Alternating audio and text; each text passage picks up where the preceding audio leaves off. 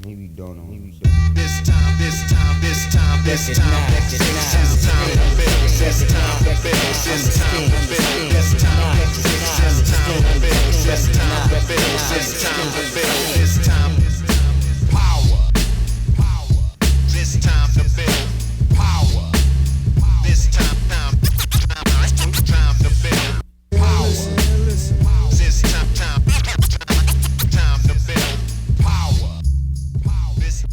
What's up, everybody? I am your host, Chris Hampton.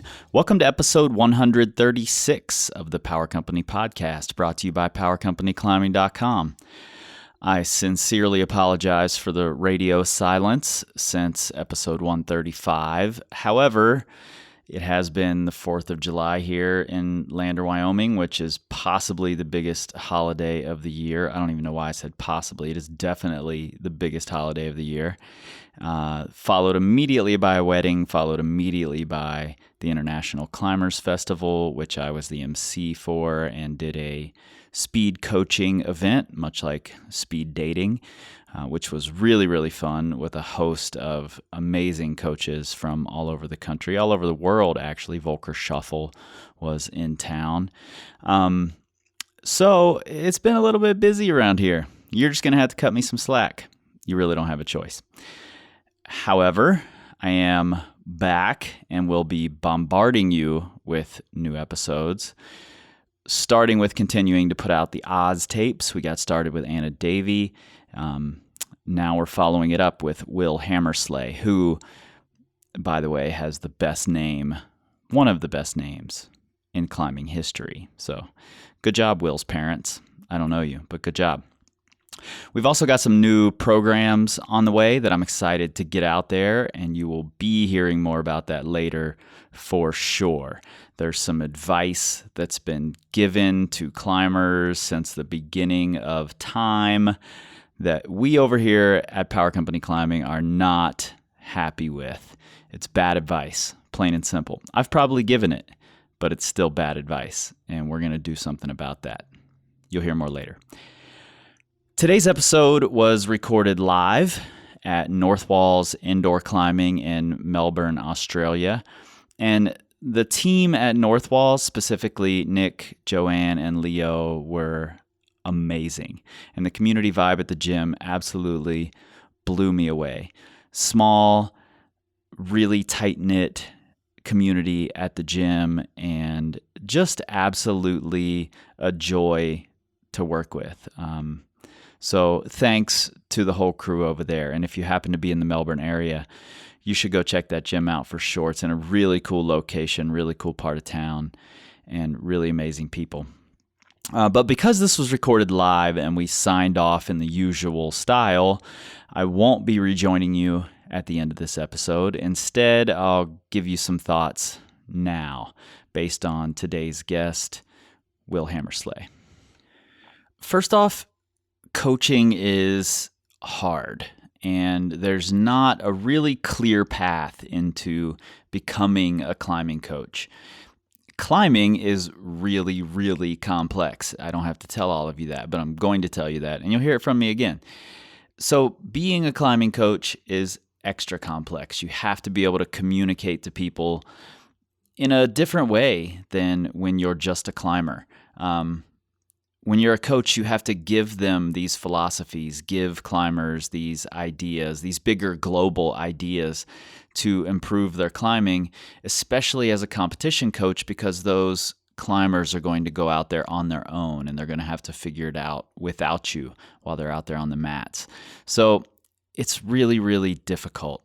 And Will is a young coach. I believe he was 27 or 28 when we recorded this. Sorry, Will, if I'm making you out to be older than you actually are.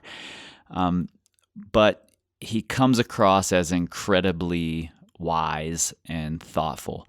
And I didn't know Will prior to this interview and didn't know much about him. And he had recently been named Australia's national coach.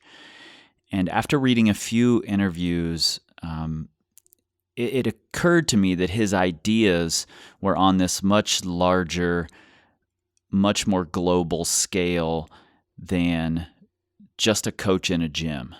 And I really wanted to dig into how that's going to work in a place, a landscape like Australia, where there's not a lot of support for climbing yet, maybe even less than most of the countries that are listening to this podcast. And it's a very spread out country. So I really wanted to know Will's thoughts on how that's all going to gel together.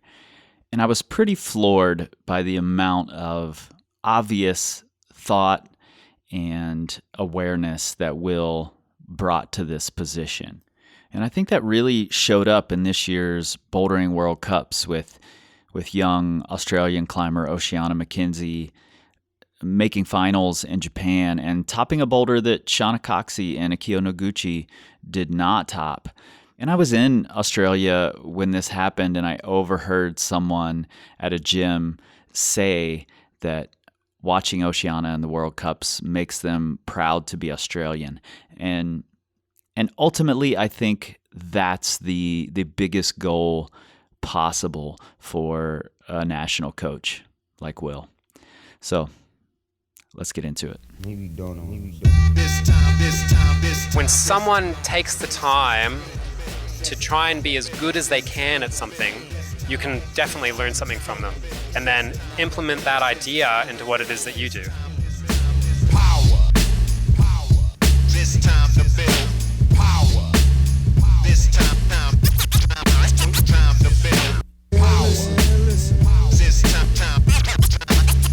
to build power. Okay, first off, thanks everybody for coming out here to North Walls Indoor Climbing. I appreciate you all coming out to sit and listen to this chat. And thank you to North Walls for being such an amazing host. This has been a really, really cool weekend, and you guys have treated us amazingly. I feel like I'm royalty here, so I appreciate that so much. I'm going to go home and I'm going to wish everyone treated me like this, and it's not going to work that way. I've got free stickers over here if anybody wants one. I've also got t-shirts for sale that are our Oz Tour 2019 t-shirts. They're $30. 10 of that tonight, if you buy one tonight, goes to Will's fundraising efforts for the Australian national team.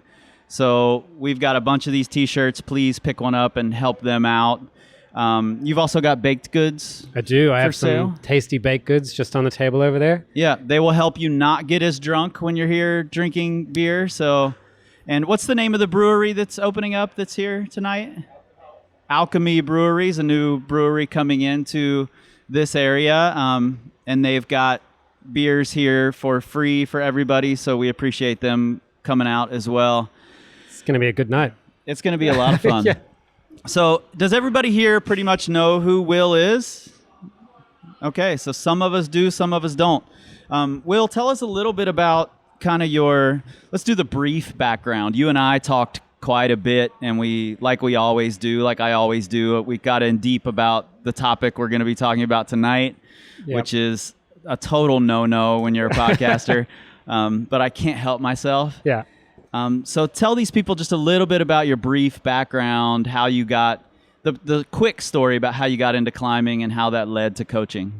Yeah. Okay. So I was born in the U.S., emigrated from the U.S. to England, and then got involved in climbing a little bit in England when I was in primary school, and then moved to Australia, dabbled in climbing through my first degree, and then when I finished my first degree, decided to become a rock climbing instructor, which my parents were really happy about, and did a lot of route setting. And then through the route setting, got involved in coaching, and I've been a route setter and a coach pretty much ever since. So, and then just recently, you got the opportunity to be the Australian national team coach. Is that correct? yes. Well, I've been the national team coach for 5 years now. Okay. Yeah. Cool. I was announced as the boulder only coach at the start of last year. And as we kind of move towards the Olympics, we've been diversifying our team so that we've got single discipline coaches as well as coaching managers and a high performance coach. So I've been doing that for 5 years. Started off just me. So I was by myself with Yeah. 20 kids in Arco. That was an adventure. Yeah. And then, progressively increase the team. Now there's, I think, five of us. Yeah. Okay, cool. So- 5 coaches. 5 coaches. Yeah. Awesome. So you've got this bake sale going on that kind of supports the travel of the coaches, of the team. That seems, if we look at other big sports, we don't see the, Australian Football League doing bake sales to support travel. Yeah. So why do we have to do a bake sale to support the travel of this team? Yeah. So, I mean, climbing is a very new sport. We were only recognized as a official sport in Australia when we got accepted into the Olympics, so just before then. All right, so And it's still really new. very, very new. Yeah. Yeah. So last kind of 2 years. So a lot of it has been self-funded. It's self-funded for all the athletes. We have a small grant from the government that helps get some of our coaches to some of the events internationally, but for the most part, our athletes are over there doing it by themselves. So yeah, the bake sale is trying to generate some funds so I can go support our athletes at all of the events. I'm doing basically the entire month for World Championships. We've got World Championships in Japan, followed by World Youth Championships in Arco, Italy. And it's no pay. It's all volunteer based, so it's time off work, and So you have to sell a lot of chocolate bliss balls. Yeah, that's right. In order That's right. to pay for that kind of travel. Absolutely. Yeah, definitely. Heaps. Lots and lots of bliss balls. Yeah. So buy the bliss balls, Yeah. everybody. Yeah, absolutely. In the something that I really wanted to talk to you about was I read in an interview, you were talking about trying to support the coaching around the country in order to sort of help support your mission as the national team coach. Why reach out in that big web like that? Why can you not just focus on what you're doing? What's the importance there? Yeah, look, I guess because Australia is so big, right? Like, we have such a big country here with people spread so far apart. I think it's cheaper to go from Perth to overseas than it is to go from Perth to Melbourne, right? Right. So everyone is spread so far apart that we really need our state level and our regional level coaches to stand up and support our athletes. And the difficulty with that, of course, is that we need state and regional coaches, and we need to support those state and regional coaches so that they know they're doing a good job, and that the facilities that support them know that they're doing the right thing by the athletes. Sure. Because it's just not feasible for us. I mean, I'm selling baked goods to travel to get internationally. So just to travel nationally is virtually impossible if we're on such a tight budget. Yeah. So coming up with a strategy on how to support our regional coaches, I think, is fundamental to improving the level of athletes we see coming out of Australia. And coming up with a strategy on how to do that is not super easy. Yeah, totally. And just for people who aren't Australian, who don't quite understand how it's laid out here, just driving from a major city to a major city is a full day's drive or more, because it's so spread out. There's lots of just, open country in between, or tiny little towns. Yeah. So it's not set up like the U.S. or Japan or somewhere that has lots of climbers who could connect all the way across the country. Yeah, that's right. That you can just drive an hour and you're in a whole different environment of climbers with a bunch of other coaches, and so you don't have all that interconnectedness here. Yeah, right. I mean, Melbourne to Sydney, I think, is 10 hours driving. Yeah. And there's not a lot between us and them. Yeah, I got a little nervous we weren't going to have a place to fuel up on the drive. Yeah. It's Gotta so pick your fuels. open. Yeah, it for sure. felt like Wyoming instead of like the United States as a whole. Yeah, absolutely. Where the population is really spread out. Population of climbers is definitely growing, but that network just isn't really quite there yet. And it's a matter of because climbing is so new. It's a matter of coming up with not only with a network that works really well, but also like a philosophy that everybody agrees on, is the right philosophy to teach people how to coach climbing, which in itself is, I mean, very difficult. Right? Yeah, well, like you said, your beginnings were, I was a climber. I set at my local gym. I got a degree, but then I decided to be a climbing instructor. Yeah. And I think that's the path a lot of people take. We love climbing, and there aren't that many jobs in the climbing industry. So oftentimes we end up becoming an instructor, becoming a coach, and then you've got someone coaching the youth team who has no experience coaching at all. And I'm not saying that's a bad thing. Totally, yeah. It's just a fact of, our sport and what we do. So teaching them the right philosophy is hugely important. Yeah. Yeah, and I mean, that's one of those things about being involved in the climbing community. Like, we all love it. Like, I think passion is what drives so many of us, which is not something we want to take out of it. I don't want it to be really clinical, but at the same time, we definitely have a vision that we see Australian athletes being some of the best in the world, and coming up with a strategy on how to make sure that there's like a singular message being delivered to all of our athletes around the nation is not easy. It's very, very difficult.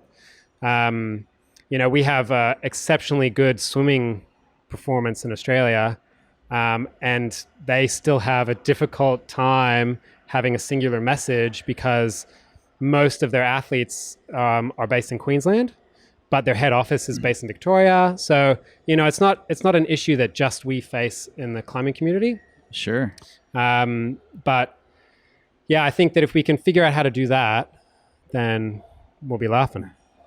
Do you have access to other coaches, other sports who've dealt with this sort of thing and have formed these networks that you can sort of piggyback off of?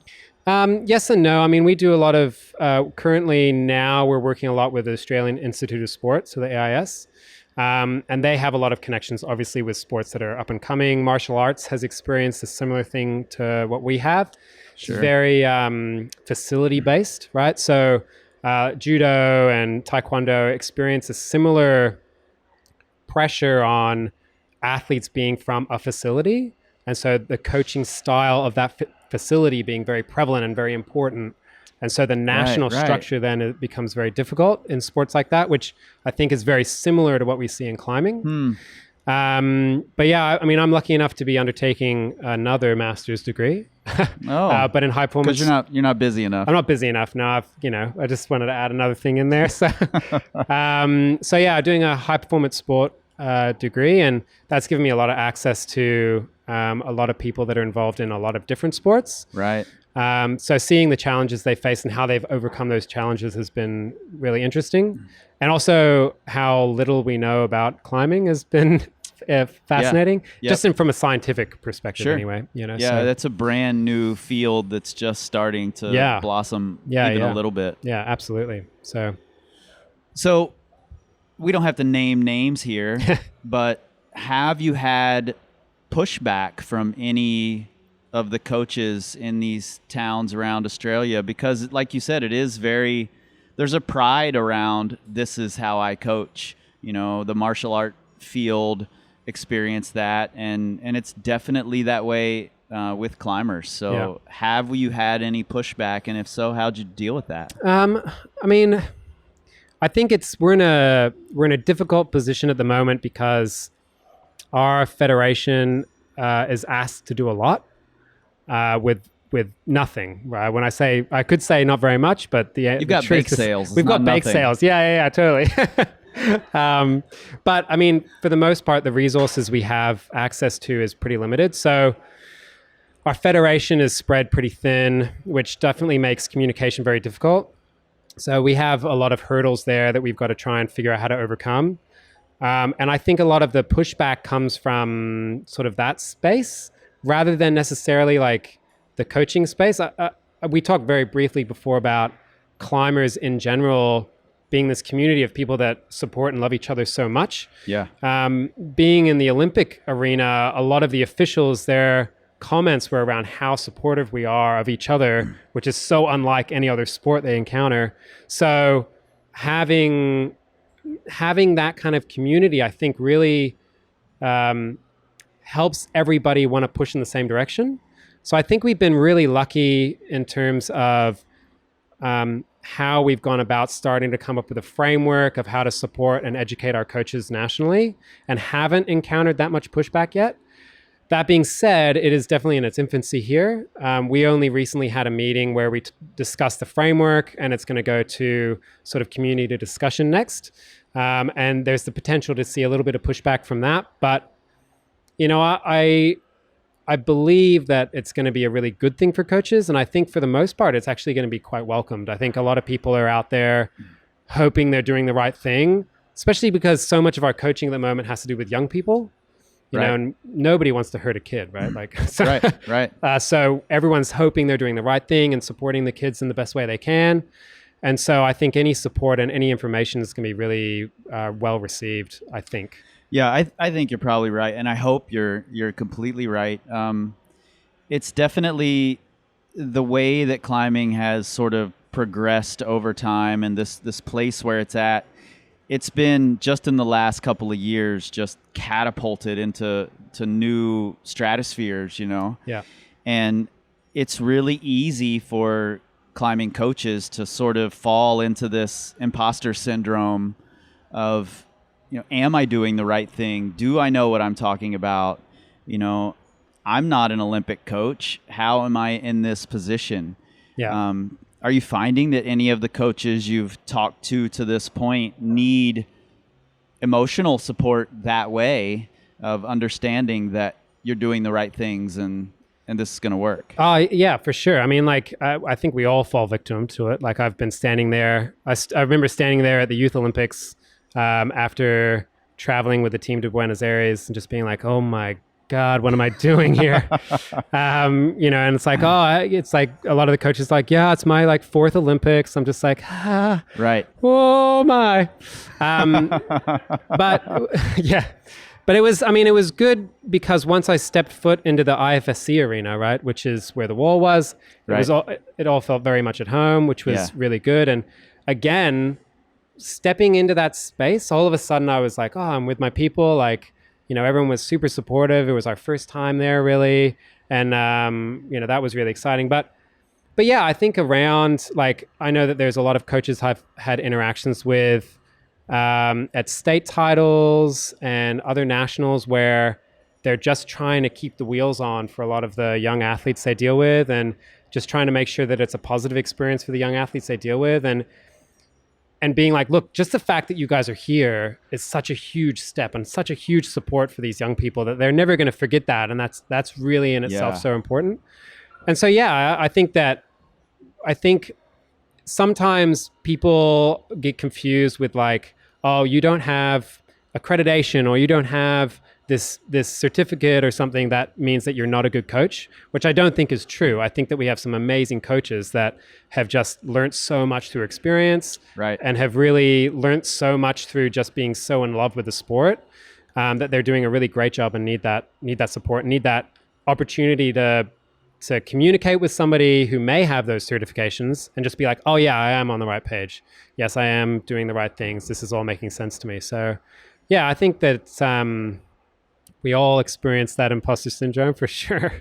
Yeah, absolutely. Yeah, it's hard to avoid. And Nick and I were talking earlier about the imposter syndrome, and I firmly believe that if you aren't experiencing imposter syndrome, if you don't feel like you've got a lot to learn and why am I here, and you think that you've got it all figured out, then you're probably being left behind. Yeah, totally. Yeah. And you need to be a little more, exercise a little more humility and realize that you haven't gotten it all figured out. Yeah. So. Well, I mean, that's like we talked briefly earlier about this too, the idea of the growth mindset, right? Yeah. You know, and that's something that I definitely like to think about for coaches and athletes and everybody, where, you know, if you're in a position, you're like, yeah, I've got this, I know everything, then you don't have the opportunity to grow. You don't have the opportunity to change. Right. And that's where you're really going to become a better person, a better climber, a better athlete, a better coach, is when you're in a position where you're like, oh, am I doing the right thing? Like, do I know what I'm doing? Should I really be here? You know? Right. So, and that's usually that opportunity where you're like, yes, I'm here because I want to learn, because I want to listen and pay attention. And, you know, my experience in the Olympics, like I said, was that I definitely kind of stood there with the rest of these Olympic coaches and was like, oh my gosh. But when you stop and you're like, okay, this is a great opportunity to talk to some of these coaches about what they experience, and some of the words of wisdom that they had was really, really good. And I think that if I'd gone in there being like, I'm the rock climbing coach, I know what I'm doing with my sport, I wouldn't have had the opportunity to hear what they had to say. Yeah. Been too kind of self-obsessed about what I thought I knew. But yeah, I mean, even the track and field, I had an amazing conversation with one of the track and field coaches just about sprinters, which you think has nothing to do with your sport. But then when you hear them talk about how they train and how a lot of their training now has been more and more focused on specificity, you're like, I think I can use that. That's, that's an important thing to take on board and think about. Yeah, and they've had so much money behind them for so many years that they must be ahead of us in a lot of ways. So why not pick those little things up? Yeah, absolutely. And I've had conversations with hundreds of people at this point, and a prevalent theme across these conversations is that people say to me, I don't know what I have to offer. I don't know if I have anything to teach. And more often than not, I learn so much from those people who don't think they have a lot to teach. It's the people who think I should be on your podcast because I've got so much to tell you that I don't learn anything from. Totally. So I think being humble, exercising some humility, and just accepting the imposter syndrome as a necessary part of growth is really important. Yeah, absolutely. I totally agree. Yeah. So you've got all these youth athletes who this is a new thing for, but they're still really, really impressionable. They'll mold into this really easily, and this will just become a fact of their climbing careers. Yeah. How does it look different for the open athletes who've come up through this system of climbing that isn't nearly so organized? And what are the big changes for them, and how do you address that? That is a really good question. And that's definitely something we've been battling with for the last few years as our top athletes kind of start to approach what looks like the kind of the ends of their career, and how we can keep them engaged and how we can keep them involved in our sport, because I think that they have so much to offer our young athletes, but also how we continue to support our opens, because a lot of the focus has been on our youth team for so many years. And it's difficult because I think whilst at the moment our sport is amateur for the most part, particularly in Australia, our athletes aren't being paid to do what they do. So they've got to fit their training and their travel around work, which doesn't really give you the best opportunity to perform, right? Right. With the youth athletes, they've got parents to help out, grandparents to help out, and they don't have the strict schedule. Yeah. A lot of the open athletes have jobs or have school schedules that they have to stick to in order to get their degree so they can become a climbing instructor. Yeah. And that's quite a bit tougher. Yeah, absolutely. So from my point of view, it's been a lot of communication, trying to understand what they want, which for the most part is money, which we don't have. So it's bake sales. Bake sales. Right. I'll bake for you, and then we'll raise some money. But I mean, I think in all seriousness, the thing that we've landed on is, for the most part, is exposure. And Australia is so isolated that giving our athletes any type of exposure to what it's like when they hit that international stage, I think is probably the most useful thing we can do for them. So we work really hard at the moment to put together competition simulations in spaces that mimic as closely as we can the international scene. The difficulty, of course, is that because Australia is just starting to grow, finding venues that can mimic that international scene, finding holds that can mimic that international scene, and finding route setters that are capable of mimicking that international scene is very, very difficult. Right. So it's kind of this chicken egg scenario. And again, that's really expensive. Yeah. It's prohibitively expensive to get that style of hold shipped over here. Yeah. to get the route setters like Tonde Yeah. or Jackie Gaddafi to come over here. Yeah. You know, that stuff costs a lot of money. Yeah, absolutely. And like on top of that, it's the time out of the facility, getting facilities to agree to be like, yeah, sure, we're closed for 3 days, no problem. And like, we'll not charge your athletes any money to do this. Right. Yeah, it's like, that's not easy. Finding a facility that's willing to do that is exceptionally difficult. Yeah. Or even has the space to only partially close or any of these things, right? So coming up with a strategy on how to create these events to support our athletes kind of has been the biggest event over the last couple of years, like trying to make these things happen. And slowly they're happening more and more. And I think that what we're seeing from our athletes, at least in the bouldering space, has been really, really good. We've had really positive results. Every year we tend to improve. Our best results are in the bouldering area. We struggle a little bit with lead, but I think that that's due to our resources that we have available to us. And I think that that kind of shows in terms of that tactic that we've been taking. But yeah, I mean, apart from that, it's like kind of finding sponsorship for them so that they can take the time off to really train hard and get to these places and do these things is that next thing. And it's very, very difficult at the moment. Yeah. Yeah. Has there been any talk around, helping teach these athletes how to approach sponsors, how to get sponsorship, or how to make money from the platform that they have? Yeah, I think there has, or there's beginning to be, but the difficulty at the moment is that just to add another thing on. Yeah, your plate, exactly. by the Right, way. exactly. Yeah. That's kind of where I was going. Right, it's just having the personnel that are available to make these things happen is difficult. Right. So, yeah, I mean, and You should just talk Anna Davey into having a seminar on how to yeah, create a social media following. And yeah, that'd be great. Sure. Yeah, maybe you can chat to her when you're over. I'm chatting with her when I'm in Perth, Yeah, so perfect. I'll talk to her about it. Yeah, but it's true. I think it's like finding out the resources that our athletes need, and then how to give them to them is really difficult at the moment. And I think from my point of view, the best thing I can offer them is that event experience. So being a route setter and being quite friendly with a lot of the facilities, that's that biggest tool that I have. Yeah. I'm terrible with sponsors, so I'm definitely not the person to talk to about that. That's why I've got a bake sale going on. So. I think it's. I think that the next step, hopefully, will be to come up with some sort of national center, right? Like what we see in Fontainebleau.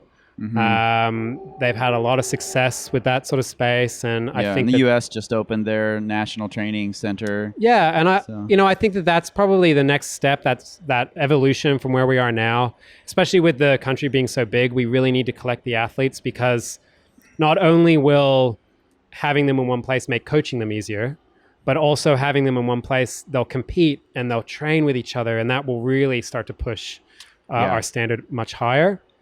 So I think that's kind of the evolution of where we're slowly moving, but that's 6 years, 7 years down the track. So yeah, that's something really important, because in the US, when we have a big regional or divisional championship, there are athletes coming from lots of cities to compete in this one place. So everyone gets to know each other all the way through the youth circuit.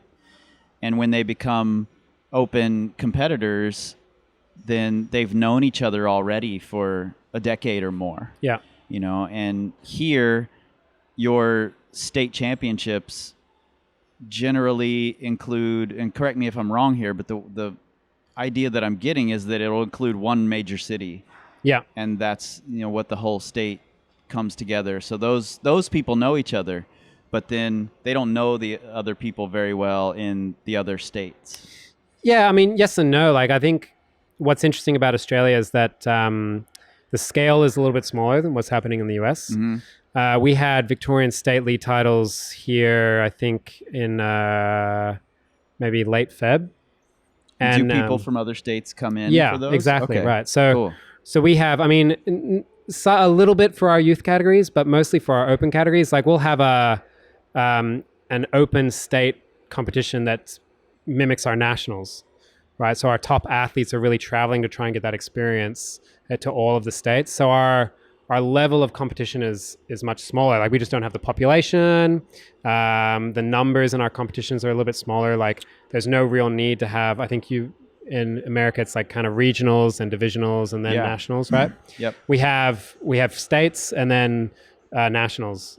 So, and that's, I mean, qualifying from states to go to nationals, it's not, I wouldn't say it's easy, but it's not particularly hard.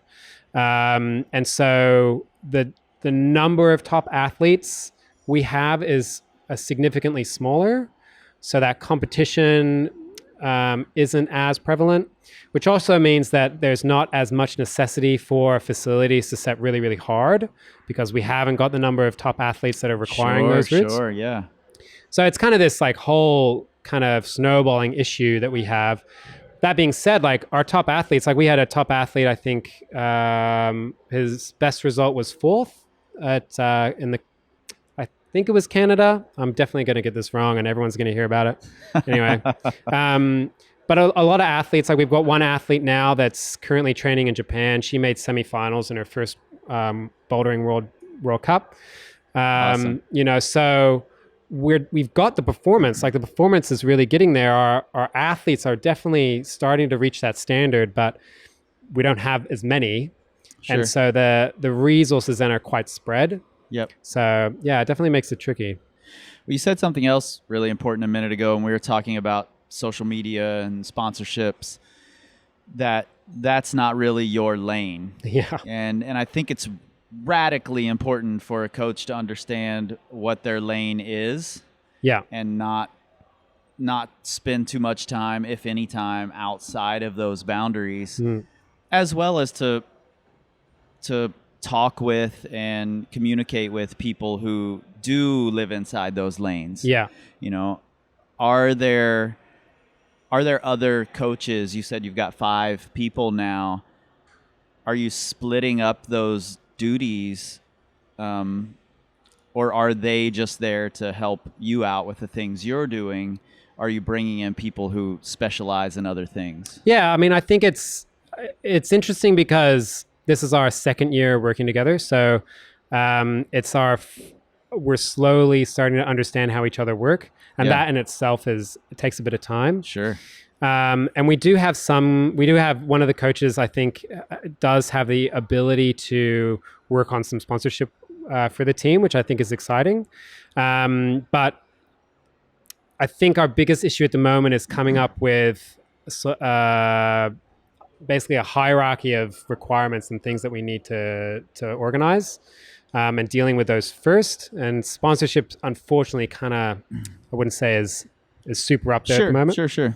But yeah, I mean, I totally agree. I think that as a coach, it's important to understand where your strengths lie as well, and where you're going to be able to most effectively assist your athletes, and then also be willing to seek out the help that you require for other things.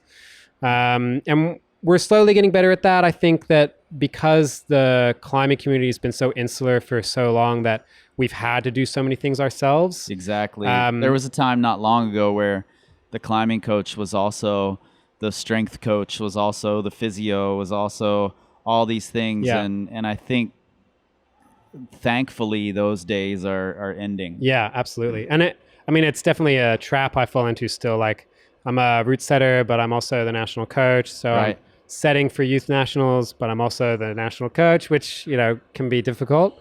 And I'm so unwilling to let go of either one. I know the struggle. Yeah. But, and, we would have competitions, I think, maybe even 4 years ago here, where one of the directors, he was the head route setter. I was one of the route setters. We organized the event. We found the sponsors. We did all of the registrations. We did everything, right? So coming to a point where you're willing to let go of certain duties as well is difficult. And hopefully we'll start to see that delegation happen a bit more. Yeah. But yeah, I mean, you work so hard for some of these things that can be difficult to let go. Yeah. Well, I had some of the brownies, so don't let go of that. Okay. If you made the brownies, don't let go of those. I did. You enjoyed those. Yeah, good. Job. Okay. All right. Well, How has being a root setter informed your coaching? So I know you've worked with some high level root setters. Yeah. Who do set for these big national events and big worldwide events. Yeah. And how's that informed things for you? Look, I think, to be honest, for me, it's almost been everything. So much of what I do is try and help our athletes get inside the head of root setters and provide them with insights and experiences that will help them learn themselves what they need to do and achieve. Because in my experience, and this isn't going to be everybody's experience, and I don't expect everyone to think the same way, but from what I've seen, a lot of our athletes, it can be very difficult to be like, okay, this is how you toe hook. This is when you toe hook. So now you know how to toe hook, and Right. you will then perform toe hooks perfectly from now on, right? It's Yeah. more about, it's like setting particular problems for them where they have to self-analyze and experience what that feels like and what the visual cues are and what the physical cues are so that they can unlock that beta themselves is when they really, that light bulb really switches on. So I think that so much of my coaching has really been founded in my root setting. And I feel very lucky that I've had the opportunity to grow my root setting so much, because I think that that's really helped me with my high level coaching and dealing with people like Tonde, and getting inside the head of international root setters and realizing that the inside of their head is very similar to mine. Yeah. is good. Yep. And so that's just been amazing, I think. And it's also one of those things about our sport that I love so much, that we have this kind of second person in the room, right? Most of our sports, it's like athlete v athlete. And all of a sudden we've got this other person that sits there called the root setter that has such an impact on what happens. Yeah. That, I love it. I think it's amazing. And it's, You talked earlier about, taking lessons from track and field or other coaches that you've talked to. Is there a place that we can take inspiration, another sport that has a playing field that changes? It's not something I can off the top of my head come up with, Yeah, I had an interesting chat to somebody about this, downhill mountain biking, apparently. Okay. Downhill mountain biking. Yeah. People create the courses, and then the people they race them, right? The big difference, of course, is that creativity, I think, is significantly more limited because you get so many practice runs, right at that. But there's still that element of creativity of, how do I take this corner? What part do I accelerate on? What part do I decelerate on? That can be very individual. So I think that I think that that's probably one sport that we could maybe take something from. Yeah. But I also have the opinion that we have the ability, if you're open enough, to take something from every sport, from every time you interact with somebody who's a professional in their field. And I'm sure this is probably why you love podcasting so much, right? Is that when someone takes the time to try and be as good as they can at something, you can definitely learn something from them and then implement that idea into what it is that you do. Yeah. Because they've learned something along the way that has taught them something about themselves and about the craft that they're endeavoring to be better at every time they do it, that you can then take and use in your craft and the things that you're doing. And so I think that when I talked to the track and field coach, he was like, we looked at people that hit under 10 seconds with running, and the vast majority of them just ran. They just focused on running fast, right? Yeah. And you're like, oh, well, it's sprinting. It's not like climbing. But when you think about it, I think about a lot of the climbers, the top level climbers that I deal with on a daily basis. What do they spend most of their time doing? Climbing really hard. Mm-hmm. It's like, if you want to climb really hard, well, you have to climb really hard. There's only one way to climb really hard. Yeah. So, I think a lot of times we can get, as climbers, get bogged down in like these little individual aspects of our climbing and then forget what it is that we're trying to do, which is climb really hard. And so yeah, I think you can learn something from everybody. That's particularly in sport anyway. Yeah, Yeah. I think you're exactly right. You've talked several times about expression and expressing yourself, and I'm a huge believer that climbing is an expressive sport. Today I did a workshop here at North Walls, and I use a video of a dancer who's learning to dance, practicing every day for 365 days, and you can see her expression come out as she practices a little more. And in climbing, we tend to have a tough time expressing. But I think it's a really valuable part of becoming a better climber. And you've talked about it with route setting. You've talked about it with climbing for your athletes. How do you approach, and this may be a question that's damn near impossible to answer, but how do you approach teaching young climbers how to express themselves? Yeah, that is a difficult question to answer. I'm asking it selfishly so I can steal it and use it myself. Okay, good. Well, I won't tell you everything then. No, I'm joking. Look, I think that one of the things that I talk about that we've focused on a lot recently, actually, is forerunning, right? So when you go to a lead comp, you get forerunning videos. The idea as an athlete is to watch the forerunning videos, learn how they climb that climb, and then memorize it and perform it. Yep. And as our athletes are practicing this skill and learning this skill, it's all about memorization and then doing exactly what they saw.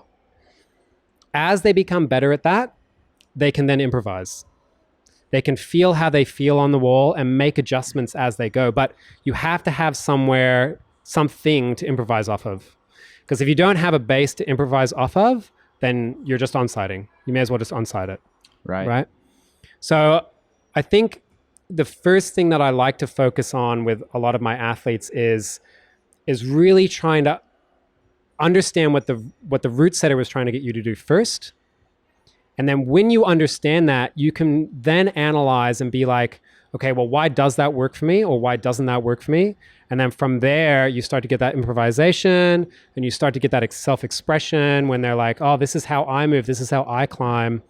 And I explain a lot about when they watch a forerunning video that I've done and how I climb and what my style is like. And then they need to think and be like, well, do I climb like this 30-year-old 6-foot boulderer? Right. Probably not, right? So you can then make that informed decision about how you're going to approach it. Because I think it's interesting when we talk about expression, a lot of it is like, well, it's just how I climb. And it doesn't come from, a lot of times I think it doesn't come from an understanding of why that's how you climb. And I think that's kind of that first thing that I really want my athletes to grasp and think about. It's like, okay, this is how the route setter's shown you how to climb it. From there, that's when you improvise. From there, that's where you start to come up with a novel solution to what's in front of you based on how you feel. And that's when the improvisation, that's when that self-expression I really think comes through. Yeah, that's really fantastic. You began as an outdoor climber, essentially. Yeah. Do you still consider that the best way for you to express yourself? It's a tricky, dangerous. I feel like I'm going to say something dangerous here. Look, we're just talking about you, not necessarily all the athletes. Look, I think the last few years I've become more and more indoor climber. Yep, same here. Phew. I've spent so much time indoors that I have become I'm not sure what the right word is, maybe soft. I go outdoors and I'm like, it hurts my fingers. I don't know who set this, but it's terrible. That's what HB would call it. Yeah. He would call it soft. Yeah, exactly. Yeah, for sure. Yeah. It's like, you want me to jam what? No, I don't think so. But I think that for me, like, just in terms of where I sit with my climbing, there's two big things that I really, really love that I try and find expression in, or I find expression in. The first one is dealing with fear. For me, that's a really big way for me personally to deal with my expression of how I climb, because I like the idea of overcoming something that I'm afraid of and that I find challenging mentally, because I get a lot of that from my movement, right? My movement changes when I'm in the zone. My movement changes when I've overcome that emotion. Absolutely. Yeah. And then the second one is my route setting. I obviously find a lot of expression in trying to find the simplest form of an idea that I've had and put it on the wall, because that's, I think, what we're optimally looking for is, as a route setter, is like, no, I don't want to give you every option. I'm trying to give you the simplest form of my idea so that you can, kind of evolve from that idea and take that idea and run with it, or see the idea and replicate it, or any of those things. And I think that that's the other flip of the coin that I really get a lot of inspiration from myself. Yeah.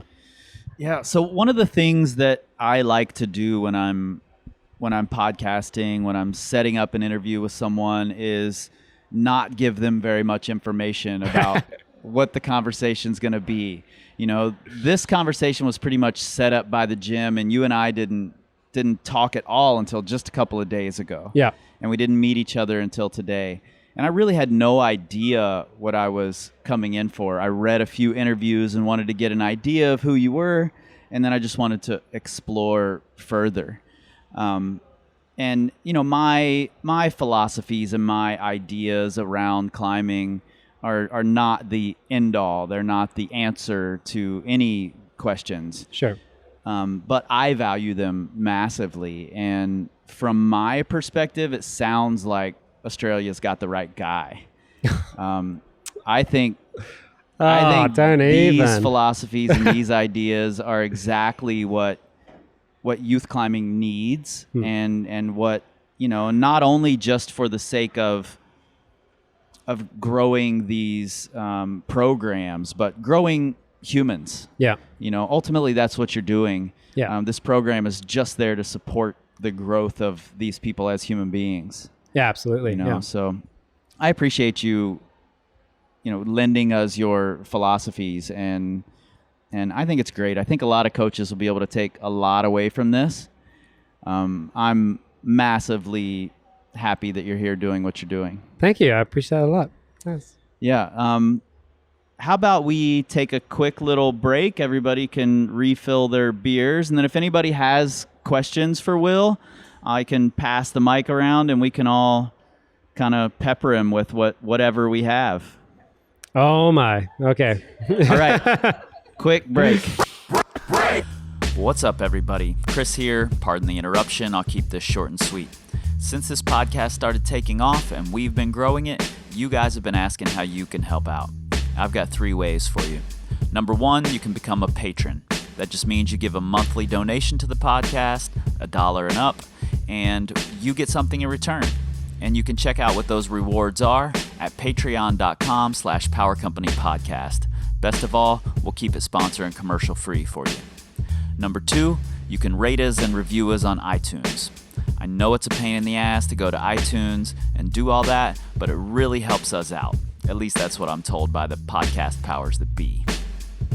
And number 3, perhaps the easiest way and the best way to help us out is to share us on your social medias. Anytime you see us post up a new podcast, please share it with your friends. Tag people who will really appreciate it or who need to hear the advice that we're giving.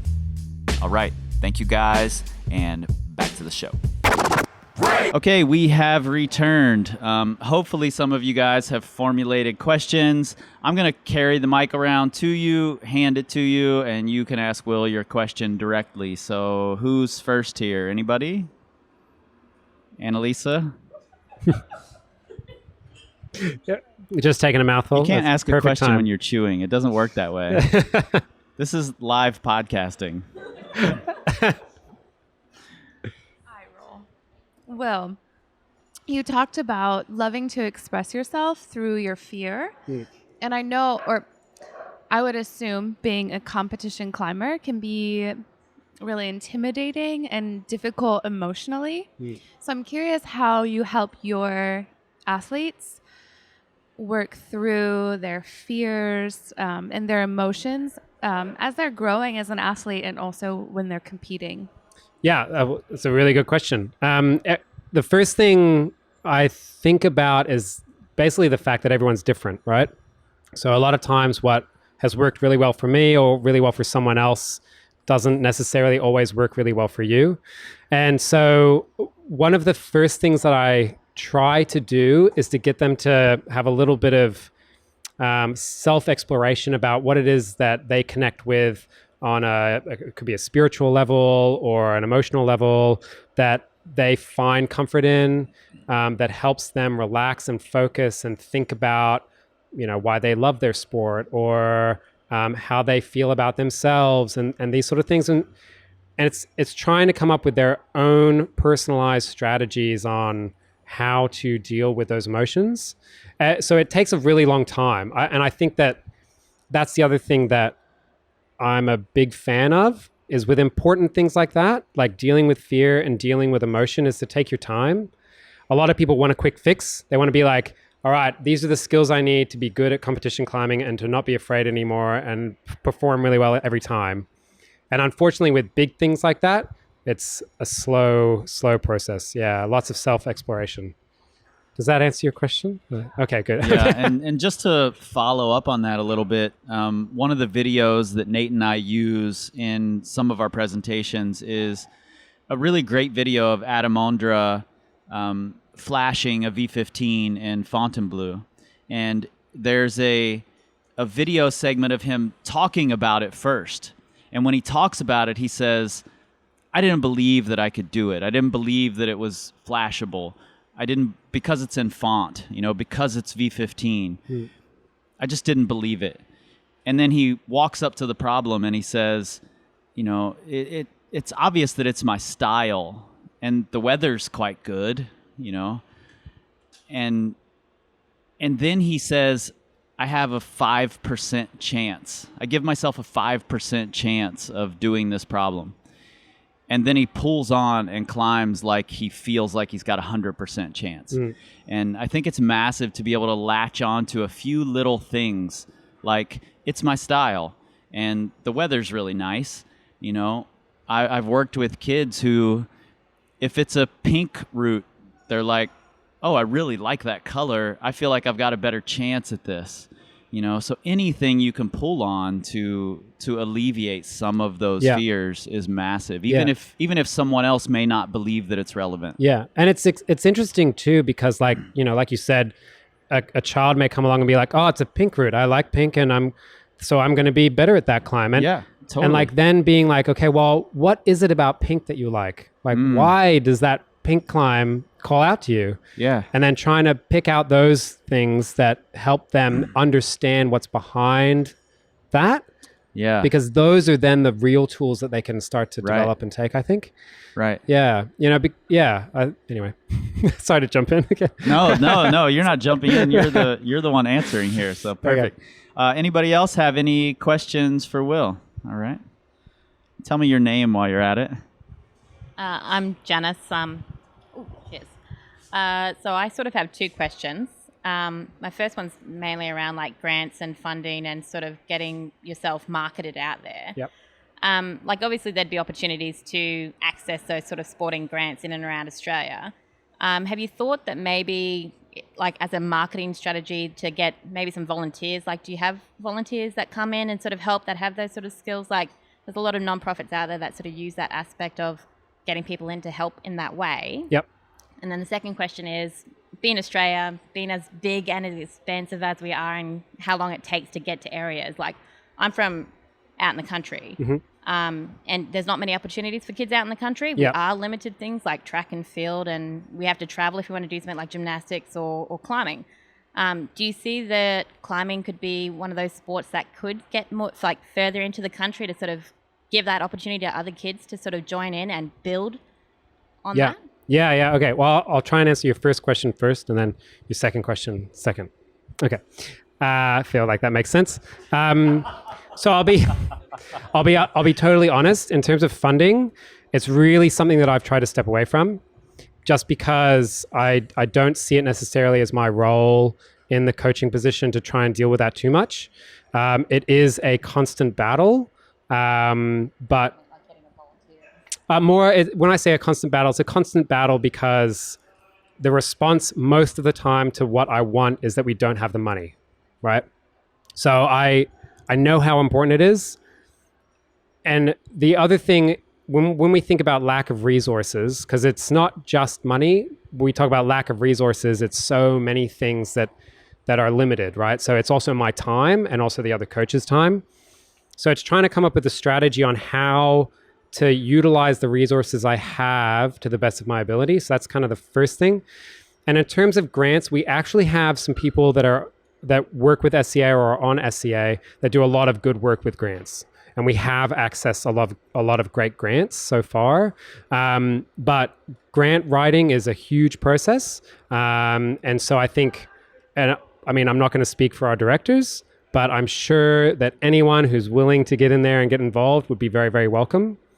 Does that kind of answer that first question for you? Is there a place where people who are interested in getting involved can go to? Basically just send the email to SCA. So I think it's contact@sportclimbingaustralia.org.au. Jump on there, send them an email, let them know that you're interested in being involved. There's a lot of subcommittees that are involved with SCA. So it's not just the directors themselves. We have subcommittees that work on a lot of different projects.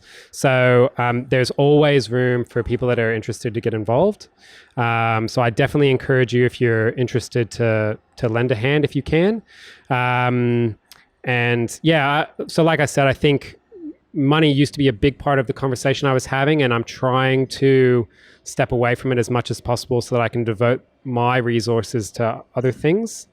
And then in terms of the question about the country, absolutely. One of the big things that I really want to try and figure out how to get involved with is getting more people involved in climbing, which includes kids that are disadvantaged, kids in the country, people that just don't feel like they have somewhere to belong. The amount of times I've been involved with a climbing group, and it's like you'll have 2 or 3 people that be like, "Oh, I tried team sport, and I sucked at soccer," so, and it's like, "I love this though." I'm like, yes, I'm so excited about that. So I definitely think so. And I think that as we see more gyms pop up, it'll happen more and more. Businesses will start to spread, but it's also about, and like the other thing that's happening that's interesting is like a lot of people are starting to put small climbing walls in schools. And I think that is a really exciting avenue that's going to start to explode. But again, in terms of that, Sport Climbing Victoria, so our state group, definitely would require some assistance in how to come up with a strategy to support schools, support climbing growth. So that's another space that you can get involved with if you have some experience in that, because yeah, that's definitely an exciting area of growth. Sport Climbing Victoria .com, is that .com? .com.au, yeah. So they're the state organized state, sort of the state federation that deal with all of those sort of things, and I think that, yeah, just in terms of like seeing more involvement with schools, I think that'll be really exciting. Yeah. Does that answer both your questions? How did I go? Yeah, good, excellent, okay. Yeah, awesome. Will's got all the answers. Who's got another question?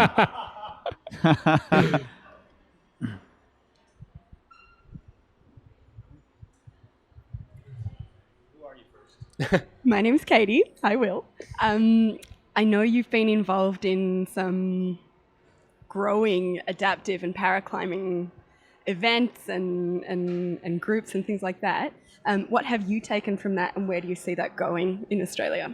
Yeah, I mean, it definitely bounces off part of the response to the last question, just in creating a space that everybody feels excited to be a part of and everybody feels welcome to be here. Because actually, I was going to come full circle. I have a story about this.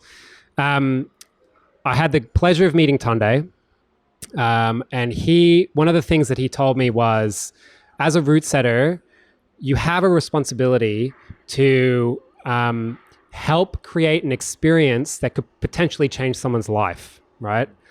And I know that for me, like I went through university, I have a master's degree, and then I became a rock climbing instructor. Climbing changed my life. It totally changed the way I see the world, how I interact with people, the amazing community I get to be a part of.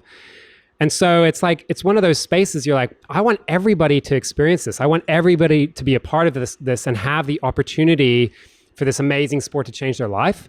And I think that that's one of those things that's so exciting about watching people who may not have believed in themselves or their abilities get involved in something that really shows them that they have so much they can do and they can achieve and they can express. I have the pleasure of dealing with one of the fathers that I think is involved in your group, who's been involved in climbing for years, has always supported his son, and has recently started to become involved in the adaptive climbing, and it's totally changed him. Like just how he interacts with the people around him, the things he's involved with, his presence, and it's so exciting watching people have that experience and get the opportunity to have climbing affect them in such a positive way. I think, I think it's so exciting, and it's a space of growth. And I think that it kind of really stems from climbing being this space of everybody being so supportive of each other. Everybody wants to see people climb. We love it. We just lose our minds over watching people climb. So I think that it's definitely growing and it's exciting. Yeah. Awesome. I think you had a question. Am I right? Okay. Tell me who you are first. Hi. So I'm Tara. Thanks for coming and talking today, Will. I just wanted to know, in terms of climbing being accepted into the Olympics and obviously accepted as a sport in Australia, have you seen a difference in support in general towards climbing and the attitude towards climbing now? Yeah, that's a really good question. I need to be careful about what I say, I think. But yes and no. Climbing is recognized as a sport. It is in the Olympics. It doesn't necessarily mean it's going to stay in the Olympics. We also are in a position at the moment where we don't have a history of potential medal performances, which kind of puts us in a category where we're not receiving a whole lot of support, particularly financially. So I think that we've had some doors open. And yeah, some doors, probably the doors that we really need open, are still kind of firmly shut. Because I think, like every other sport, the focus is on gold medals, really, and podium placings. And until we can show the potential for that, it's very difficult to get the kind of support that we really need. That being said, some of the doors that have been open to us, now that we're a recognized sport, have the potential to support us in a way that may not have been possible maybe 5 years ago, but still require a whole lot of work from us, right? So there's the potential for some national facility kind of ideas happening, not a lot of regular funding, unfortunately, because like I said, we don't have those potential podium placings. So there's still a lot of work for us to do, just as a federation. So yeah, kind of yes and no. It hasn't been this miracle cure that we all kind of hoped it would be, unfortunately. And it looks like it's going to be included in Paris, so 2024, which is really exciting for us. So we may see some changes there. But yeah, I mean, it's kind of first inclusion, may not carry on. So it's been like, yes, and then not a whole lot, unfortunately. Yeah. Okay. Anybody else? Questions for Will? We got some more. All right. Hi, I'm Lulu. I just wanted to ask, as a coach, so national coach especially, how do you recover from supporting the team? That's a really fantastic question. Yeah, thanks for asking that, Lulu. I appreciate it. Yeah. Look, I'll be totally honest. I don't have a really great answer for that question. I struggle to get give myself downtime. I feel like this is one of those, hi, my name's Will, and I'm addicted to climbing. Well, I identify with you on this one. I had a huge year last year that finished in the Youth Olympics. That definitely very nearly ended me. And I really think that I'm totally, madly, deeply in love with this sport, which is what helps me kind of get to a point where I'm like, I'm never doing this again, and then wake up the next day and be like, I can't wait for the next event. So look, I don't have a great answer for that question. I think I'm lucky that I have some amazing people around me, and that I have some very supportive friends and family, and also that I'm just wildly in love with my sport. So If you happen to come across the answer to this question, okay, I'll let you know. Please send it to me. It wasn't but a month ago that I was lying in the floor of our camper in Waco Tanks, having a complete and total meltdown, saying, I'm shutting this whole damn thing down. I'm done with it. I'm over it. So let me know when you find that. Yeah, and part of me wonders, and this is probably not a mentality I should have, but part of me wonders whether that's like the people that are really going to change the sport. This is what I tell myself anyway, right? That the people that are really going to change the sport are the ones that really suffer for it. Yeah. But I don't know. I guess we'll see. Yeah, we will. We'll see, because neither of us are going to stop. I have that feeling. That's it, yeah. So we had a couple more. Nick, you had a question? Now, speaking of all the free time you have, one of the things that you've been running is the Victorian Climbing Academy. If I got the name wrong, correct me. Yep. Can you explain a little bit about what that is, considering you run it and you set the routes for it? Yeah. What it is, what it's targeted at, and how other facilities can implement something similar, or how and also how route setters can help in that arena. Yeah. Okay. That's a really great question.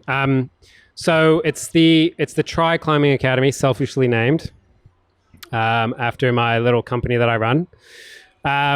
The concept behind it is that, and I love my facilities that I work with. I want to say that first, but it's very difficult, and we talked about this, to convince a facility to set 530s that maybe one person in the state can climb, right?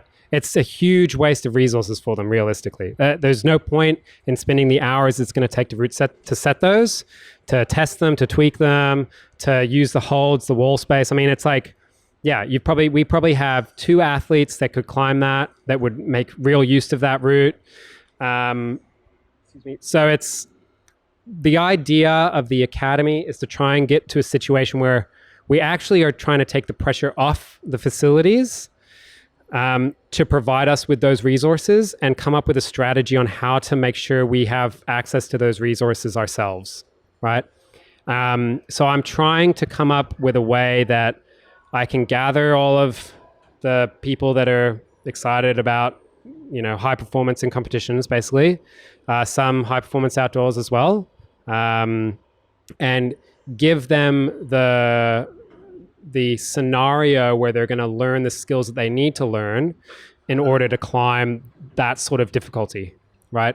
Because the game, I think, and the game is similar no matter what grade you're climbing. You can utilize those skills, but as you approach your physical maximum, you really have to have honed a set of skills that allow you to be comfortable there, because you're already under pressure. You're already freaking out. You've flown across the world to be there for that less than 6 minutes of time that you have one shot on this one climb, that you've hopefully warmed up for appropriately, that you hopefully have read correctly. You maybe have the forerunning, the list goes on, right? So the set of skills that you require in that scenario really take time to create.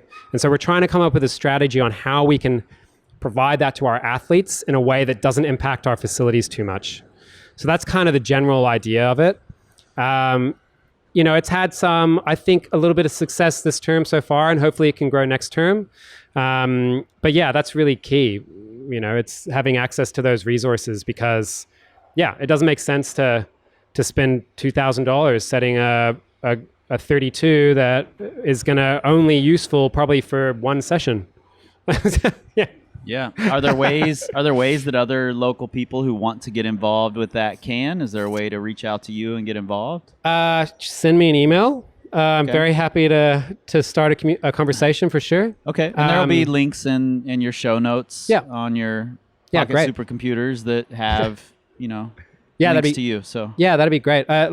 Absolutely. If you think that, there's a way that you're keen to support us and make that easier for our athletes, please. Absolutely. Flick me an email. Yeah, that'd be great. Awesome. Anybody else? Other questions? I don't know if you're allowed to talk about it, but I'm super curious about the Waco Tanks incident you just mentioned. Of just laying in the floor, completely freaking out?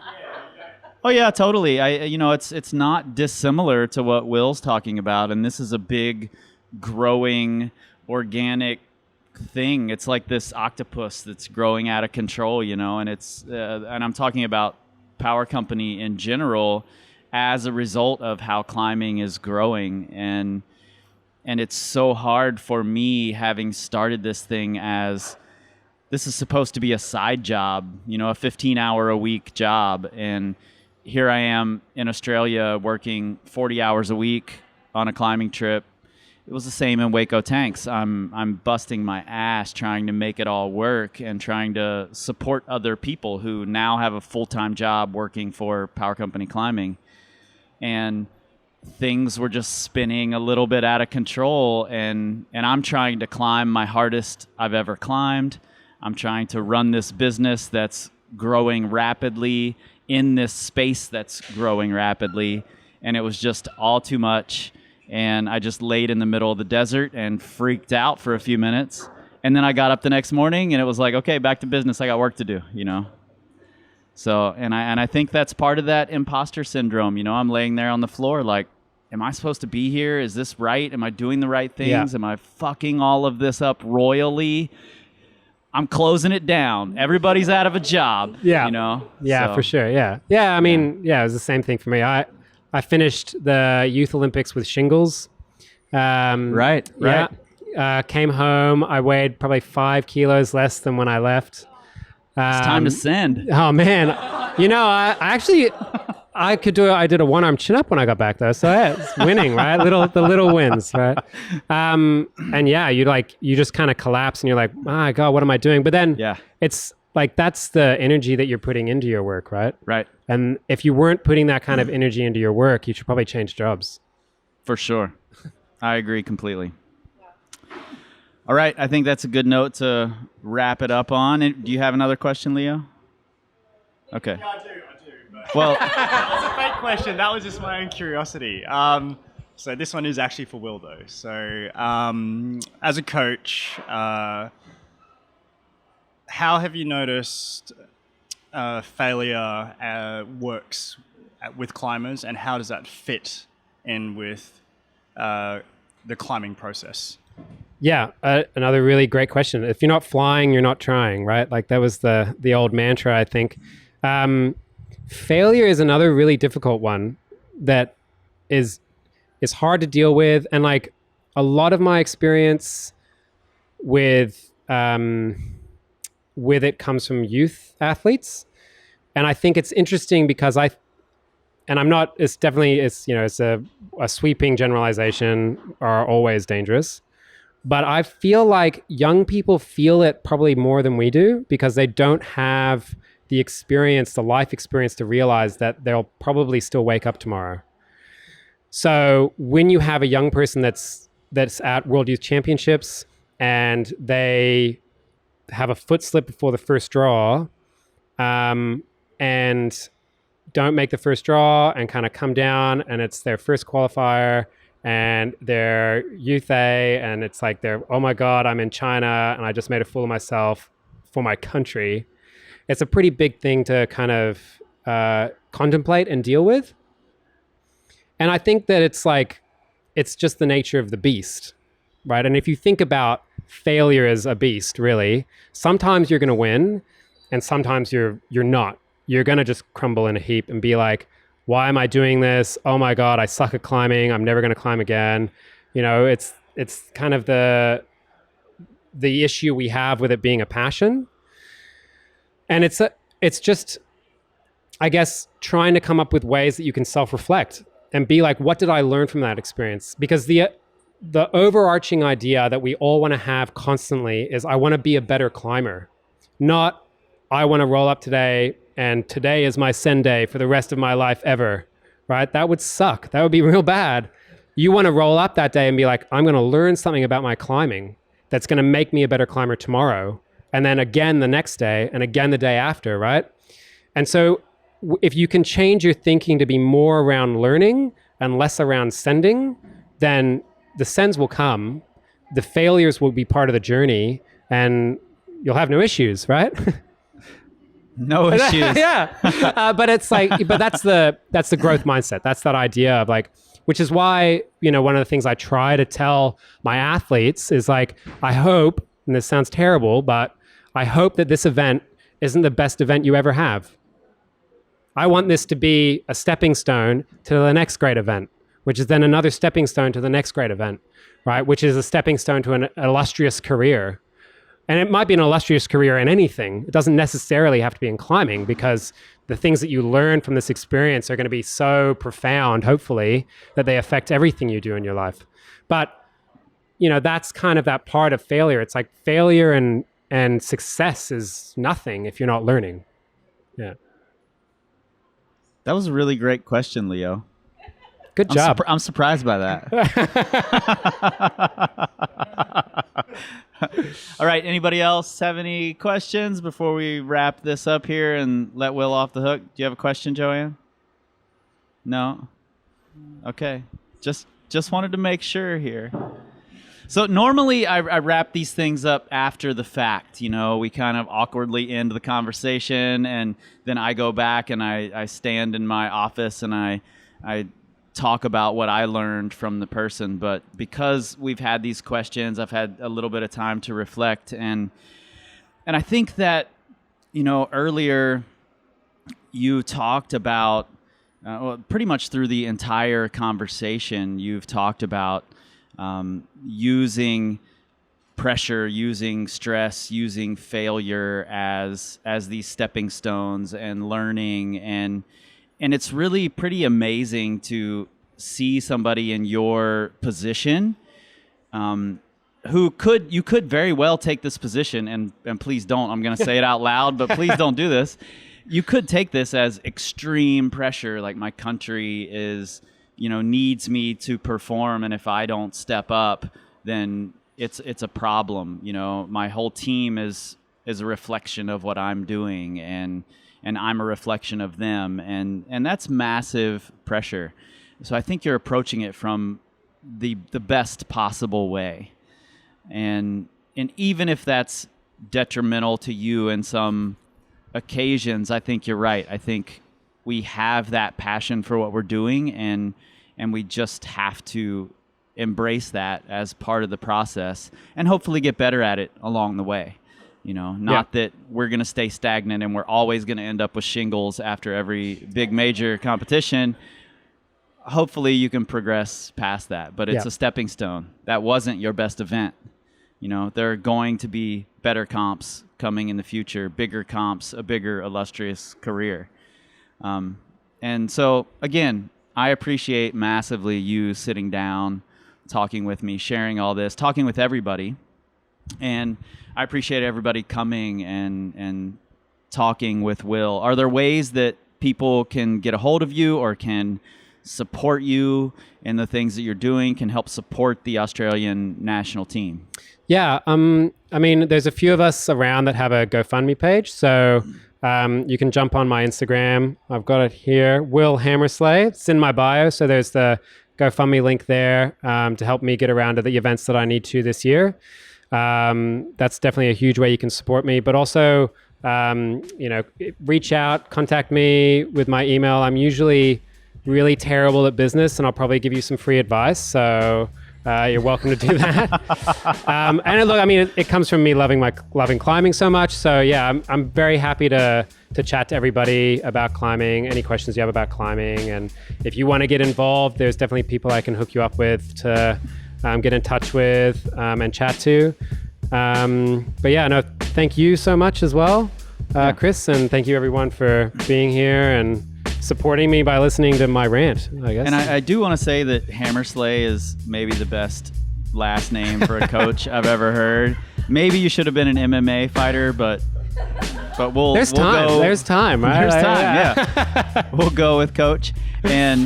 And there are going to be links right there in the show notes of your Pocket Supercomputers so that you can get straight to Will's GoFundMe and help out the Australian national team. And there will be a link straight to Will's email so you can get free advice since he's offering it. Yeah. And you guys all know where to find us. We're at powercompanyclimbing.com. You can find us on the Facebooks. You can find us on the Instagrams at Power Company Climbing. And you can look for us on the Twitter. We're in Australia, so you're not going to find us there because we don't tweet. We scream like eagles. This time to build power. This time to build power. This time to build power. This time to build power. This time to build power. This time to build power. This time to build power. This time to build. This time to build. This time to build. This time to build.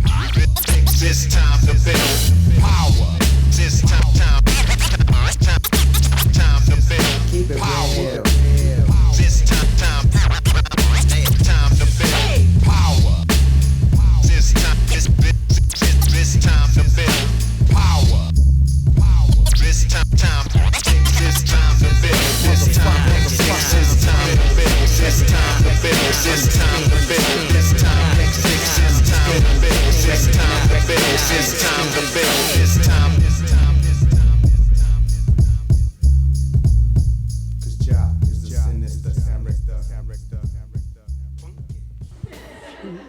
Excellent. Thank you, guys. Thank you so much. Yeah, that was a real pleasure.